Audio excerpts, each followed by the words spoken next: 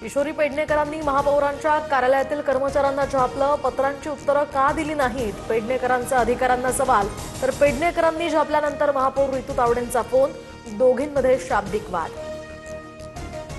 किशोरी पेडणेकरांकडून दमदाटी करून कागदपत्र चाळली, गोपनीय कागदपत्रांचे फोटो काढले, पेडणेकरांविरोधात गुन्हा दाखल करणार, रितू तावडेंची माहिती। केतन अग्रवाल हत्या प्रकरणातली आरोपी सिया गोयलचा माजोरडेपणा, माध्यमांचा कॅमेरा पाहून सियानं मधलं बोट दाखवलं, सियाच्या कृत्यावर सोशल मीडियावर नेटकऱ्यांचा संताप।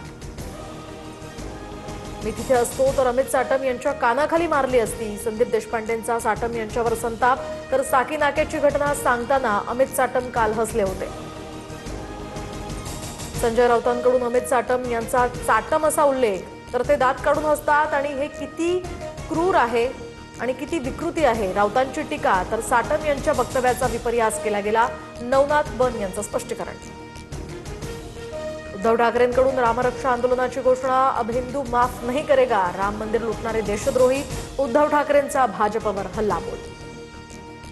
उद्धव ठाकरेंकडून हिंदू राष्ट्राला बदनाम करण्याचा प्रयत्न, तर ते ज्या मंदिरात जातील तिथे गोमूत्र शिंपडायला पाहिजे, नितेश राणेंचा ठाकरेंवर प्रतिहल्ला।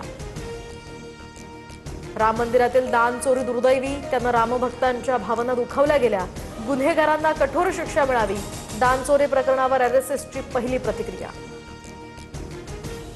खरात प्रकरणामध्ये बदनामी केल्याचा आरोप करत चाकणकरांची दिल्ली कोर्टात याचिका, चाकणकरांकडून आशा मिरगे, ठोंबरे, अंधारे, दमानी यांना नोटिसा, तर चाकणकरांना कोर्टात उघडं पाडणार, रुपाली ठोंबरेंचं आव्हान।